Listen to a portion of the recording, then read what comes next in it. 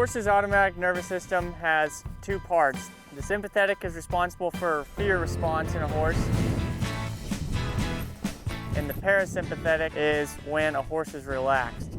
So whenever you challenge your horse and he gets bothered, which will be often, that is going to switch your horse into the sympathetic nervous system, and he's going to get tight. His mouth is going to get tight. He'll have a dry mouth. You'll see more white in his eyes.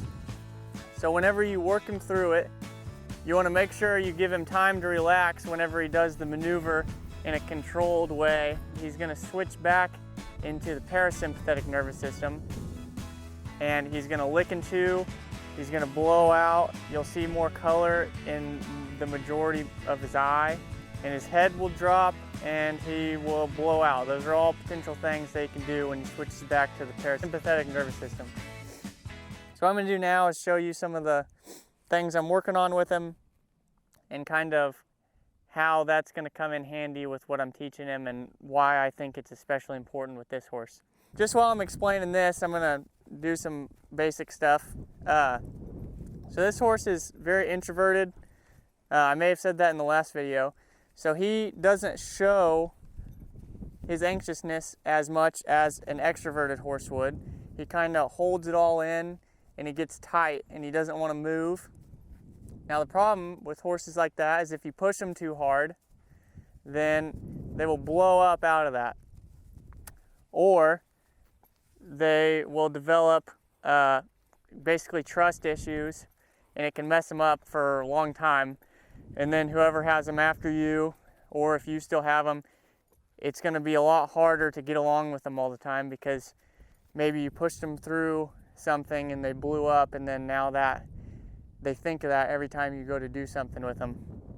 I worked with a horse this summer that was like that, and he got in a few wrecks when he started, and he was like 6 now when I was working with him, and if I wasn't very, very conscious of trying to keep him relaxed all the time, he'd get super tight real fast. It's just because as soon as he would get tight, it would just take him back basically to those wrecks he was in. And so while I'm working with a horse like this, and it really any horse, you just want to make sure that you're not teaching them bad things and that you're trying to keep them as relaxed as possible so that they don't make connections in their brain to bad experiences that they had in their past. So in the present, I'm going to try and avoid those bad experiences. And by him being relaxed, it's just going to help avoid that altogether. Now that doesn't mean he's always going to be relaxed. He is going to get challenged, which I've talked about that in other videos. But then it's giving him time to come back down and relax and think about what just happened, like he's dropping his head right there. One of my friends that's also a trainer, the way she put it is like, a lot of these type of horses, since they don't run off, a lot of stuff can be done to them, but they're not relaxed about it, and they're just so tight while people are doing all this stuff, but they're not turning loose. And so they're going to have massive holes because it's just all been done to them instead of them doing it with you, or you give them the opportunity to actually learn it and have that depth of connection. So that's kind of the backstory to this video, the main topic, I guess. I don't know if that's the right way of putting it, but so what I'm going to try and do today is show you picking up his front feet a little bit, putting a rope on his butt, putting a rope on his leg, maybe sacking him out, and then probably a little bit of bareback mounting. I don't know if I'll get to actually getting on, like jumping on him, but I'll be setting that up. So I'm going to move his feet around just a little bit more.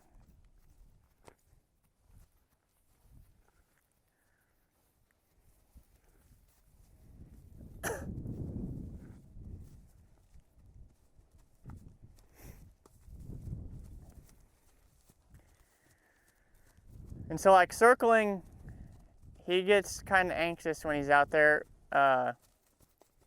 When I'm trotting, most of the time he's pretty okay. He is getting nervous right now. I haven't had him around other people, and so He's kind of nervous. My cameraman's right there. But normally trotting is fine, but then when I start to lope, he really kind of loses control of his feet and gets pretty anxious about it, because I've tried to avoid just coming out here and loping a bunch of circles with him, but he needs to practice it at the same time because he's not very good at it because he gets anxious. If he wasn't anxious, I think he'd be fine, but when he gets anxious, he just kind of loses control of his feet and he'll take the wrong lead or crossfire. So kind of what I'm going to do before I lope him is when he trots relaxed, I'm going to bring him in and let him sit for a second. And he wants to stop, and that could either be, obviously, maybe he's tired, or it's because he's anxious and he wants to freeze up. So that's probably what I think it is he's a little anxious. Once he goes around there and looks a little more relaxed, then I'm going to bring him in.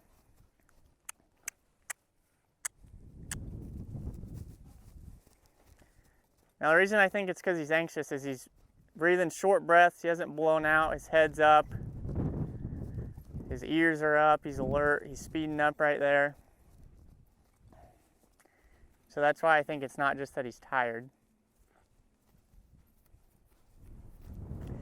And he may not get to a point where he trots around perfect until I lope him, because sometimes it just takes that to get him to blow out and release because they have to breathe more. See there, he kind of wants to lope on his own. I'm just going to let him do it. But see how he took the wrong, like he's right in the front, but in the back he was crossfiring. So there he took the correct lead, that's good. So I'm not just going to let him run around there all day. So I'm going to switch directions.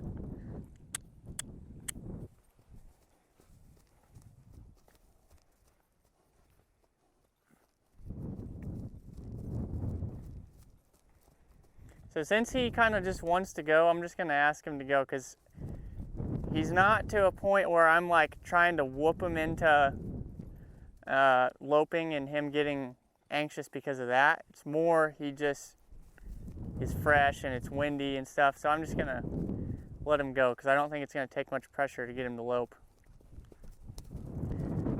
So he took the wrong lead, so I'm just going to bring him back to a trot.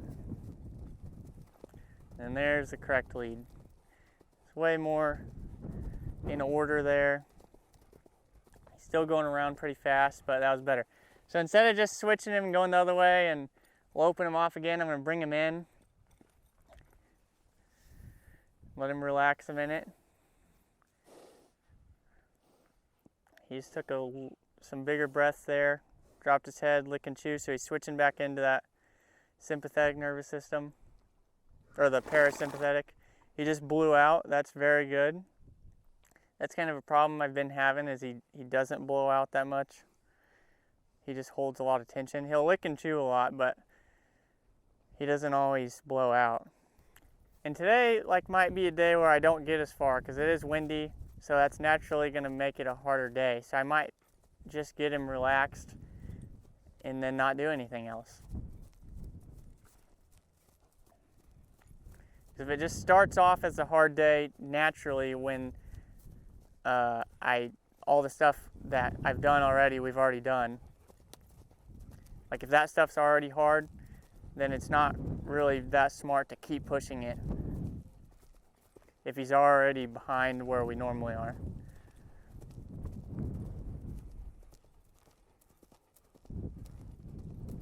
So he is in the correct lead there, but he's kind of fast, so I'm just going to redirect him. Get him to go the other way again.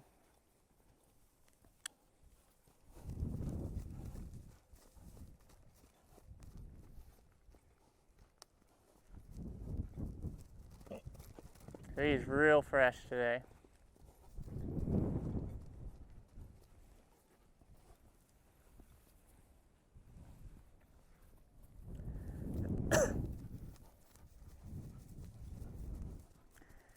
So I kind of want him to blow out on the circle.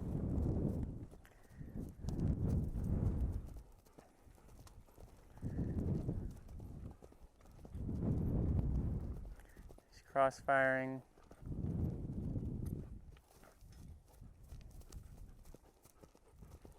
There he goes.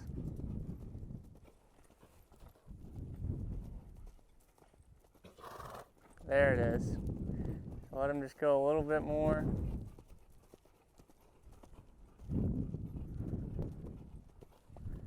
And then I'll bring him in.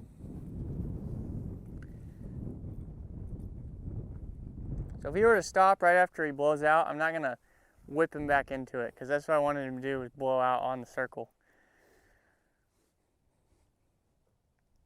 Because that's what he hasn't been doing, is getting relaxed while he's loping. Toss this stick and string over him. He's like, I do this every single day, and he still gets flinchy to this stick and string. Most of the time it's when it's around his butt, and then after we do circles or whatever, he's more reactive to it then than if I were to just do it right in the beginning. But he still hasn't completely turned loose stuff on his butt entirely yet. Like, I can put a lariat rope back there and pull on it, but then if I go to do turn, face, and follow with the rope around his butt, he kind of does not like that very much, as you'll see here in a little bit. See, that's good. So I'm going to walk him out.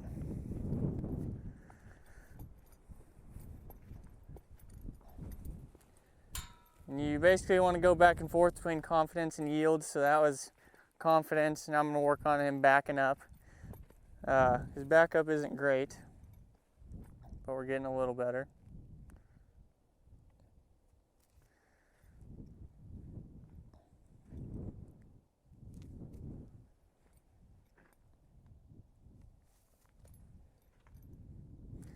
So it's like the first ask with him, it seems like it doesn't quite register with him. And then after he does it once, then he's better at it the next few times. But generally that first one he's real heavy on.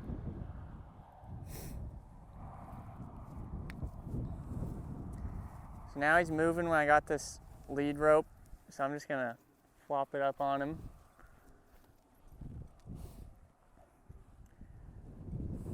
And the wind really doesn't help today. His senses aren't as good, and so he's just more defensive about everything and more reactive. So it will be interesting to see how everything goes today.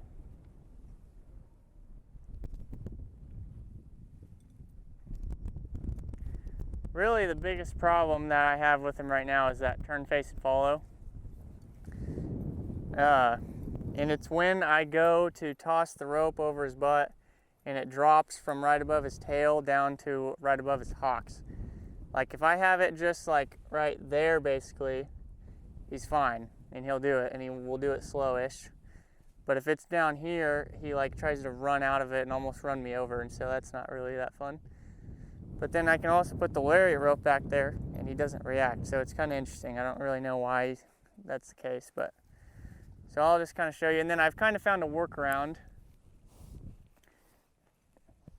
to it that I found yesterday.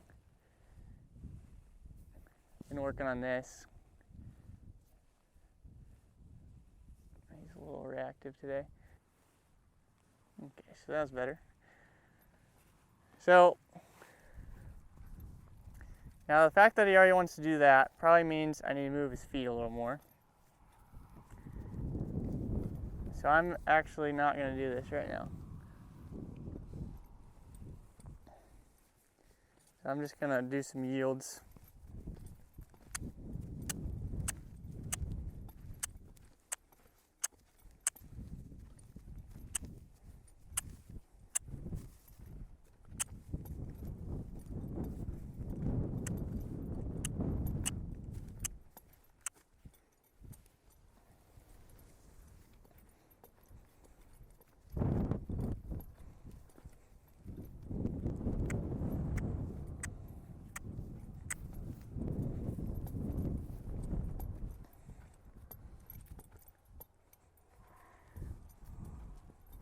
There he licked and chewed, and he slowed down, so that's good.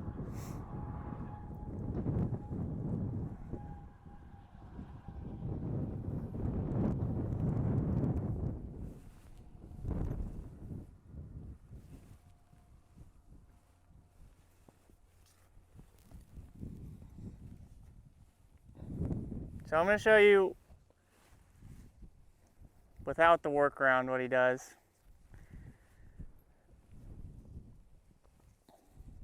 And this isn't really the safest thing. So I gotta hold on to this so that he doesn't try and go without me doing anything.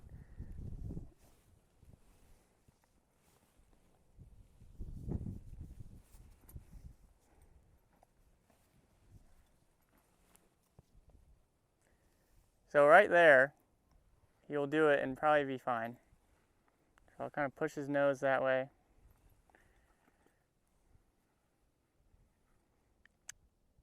Well, it kind of fell, or it kind of rose up a little too much.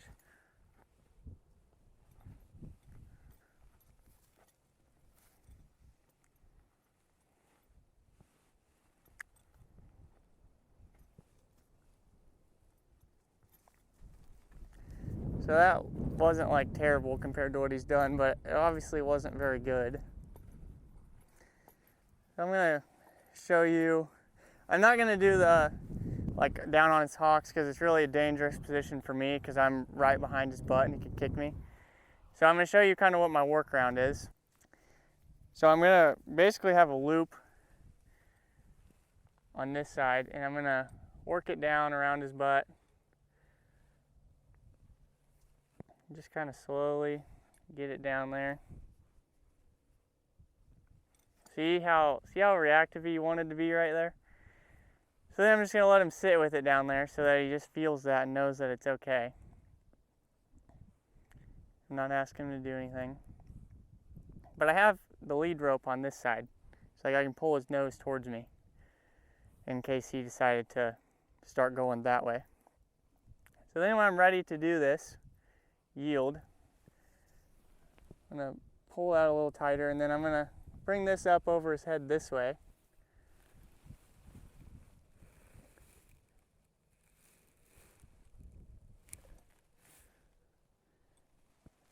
And then we're to where we need to be. And then I can back away in a safe manner. And then see how much better that is? So it's not the actual yield itself, it's that he doesn't like it dropping down on his butt. So what I could do, and what I've kind of been doing, is just trying it over and over and over and hopefully him change what he's doing, but it hasn't been working. So what I think I'm gonna do is try this workaround for a while. Just get him real relaxed with the movement, me being behind him. And then I'll go back to trying it the normal way. Very good. So that's what I think I'm gonna do with that. So what I'm gonna do now is I'm gonna get a rope and I'm going to rope his hind leg because I can pretty much get his front legs. I'll actually show you that real quick. I just had him pick up his front legs for the first time just off my hand yesterday. So I have put a rope on his front legs and picked him up that way, but yesterday was the first time with my hand. So just kind of before I get to that point, I will kind of lead his foot with this lead rope.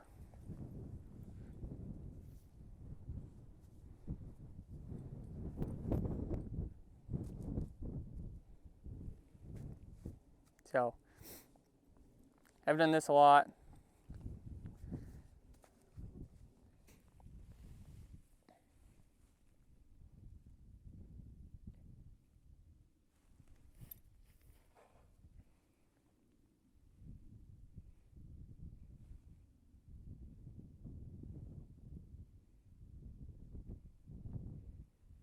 So he gave a little bit, so I'm going to release on that. So he picked it up. That's all I got to do for right now. Now just let him sit on that.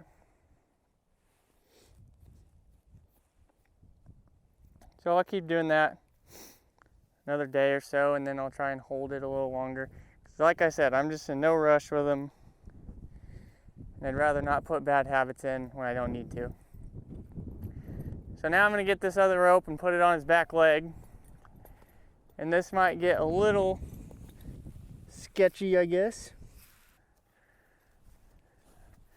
Okay, well before I do that, I'm gonna just get him used to the rope. He is fresh. It's like here I got it on his butt and he flinched, but then like right there, ooh, he's a little. I'm just gonna do this exercise actually.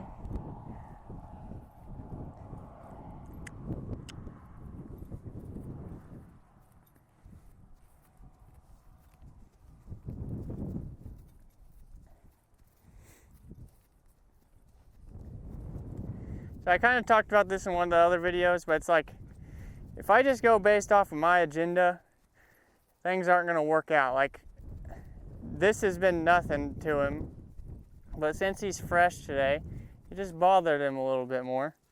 And so instead of me just going and putting it right on his leg and freaking him out even more than he needs to, I'm gonna just do what we've already done until that's no big deal again. And then maybe I'll do it.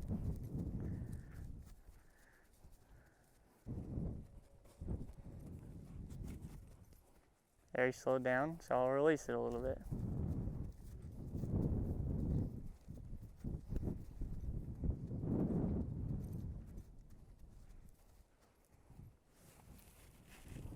That's better.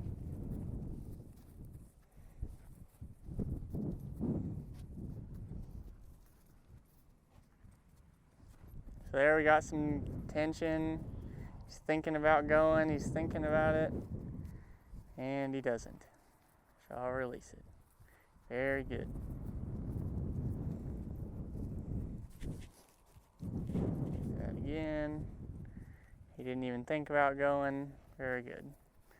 So that's good enough for me right there. Now I'm going to put it on his girth before the leg just to do it.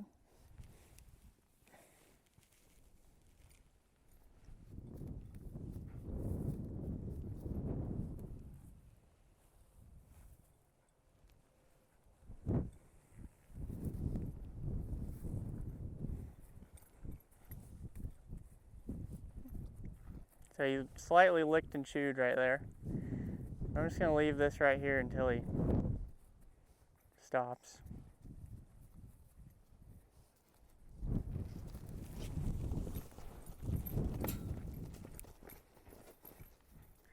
So all I did was let go of the Honda and he reacted like that. So I think we're going to forget about putting it on his leg today because he's just really, really fresh, and I think that that will result in a little too much than what we need to deal with today. But I've had it on his girth multiple times, so I know it's doable.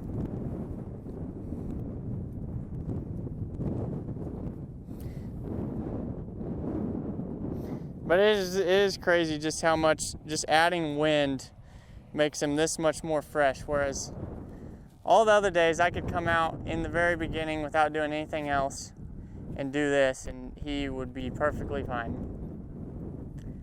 But he's just already defensive because of the wind, and so it just makes it that much harder.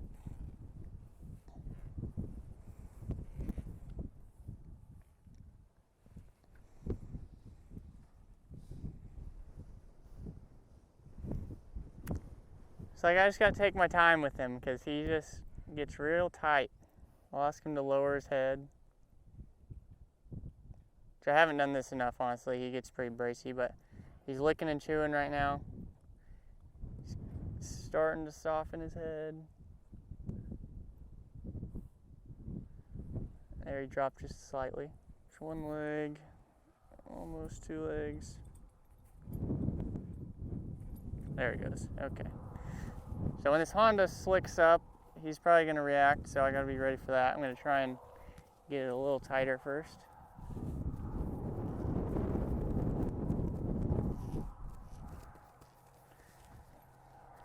So he's more scared of the noise and whatever than he is the actual pressure that this is going to put on him.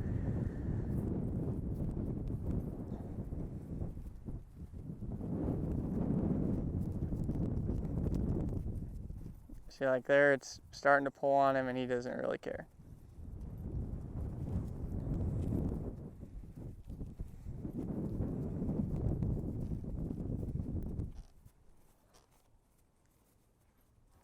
See, that's pretty tight, and he is fine. But it's like when that Honda just moves quick or makes that sliding noise, that's what bothers him really. But see there, it did it and he's fine.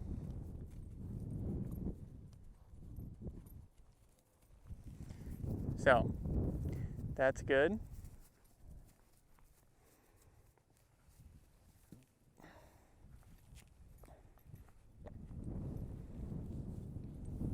And normally I can do that at a trot too, and then even a lope. But since he's so fresh already today, I'm not gonna do that. That would just be too much.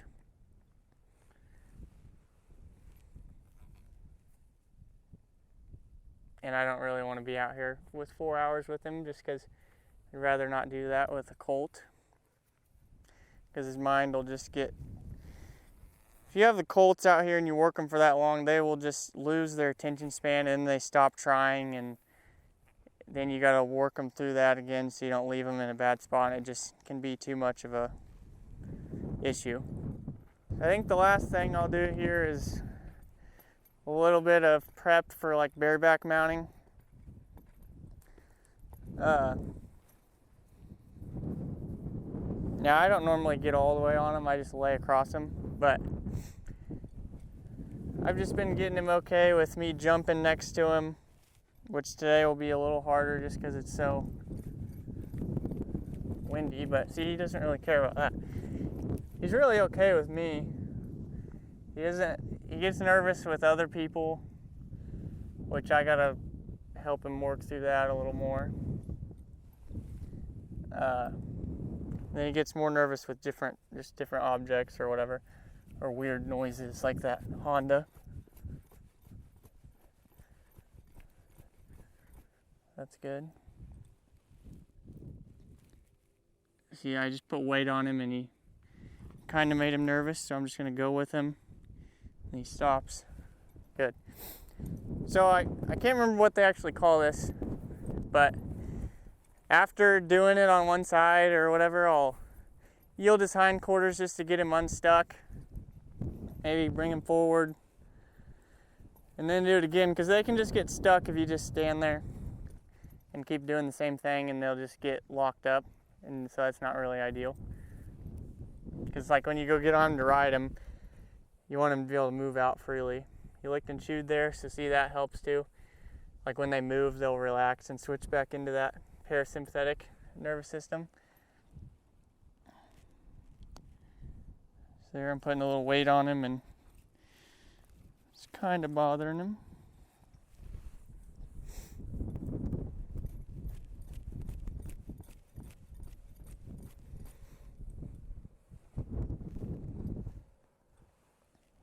He just took a deep breath.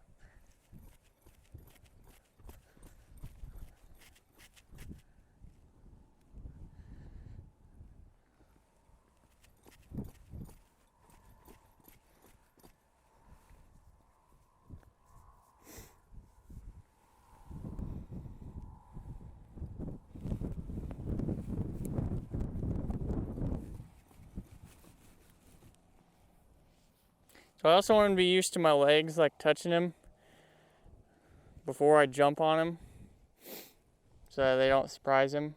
So I just kind of rub him and then bring my leg up there, rub him with my leg. He's pretty okay with that.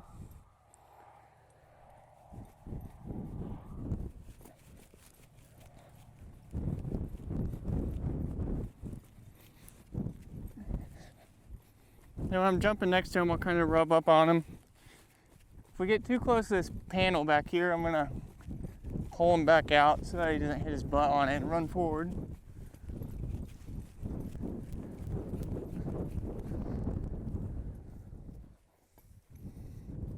So honestly, I probably shouldn't even mess with this too much, just because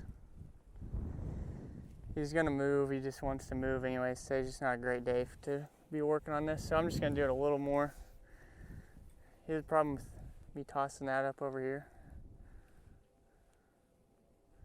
And I did this yesterday out in the yard and he just stood there. So just Gotta work with them where they're at that day.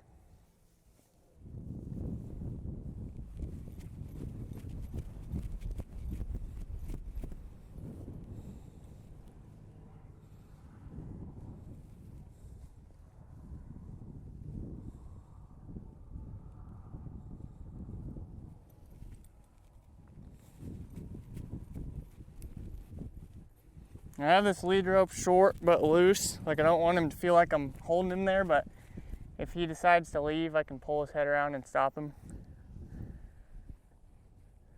So he just switched back into that parasympathetic nervous system again. Very good, dropping his head. Just let him be okay with it. What I want him to do is get to where when I'm jumping, his head is down instead of him raising it up like that.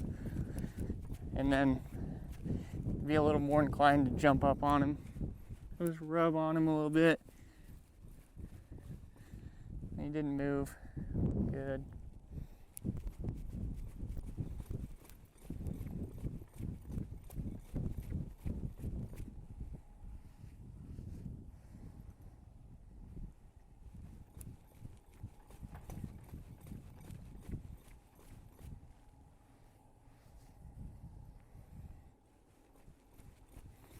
So when I'm rubbing on him, he is a little more bothered by that. So I'm just going to do it until he's a little more okay with it, and then that'll be all for today.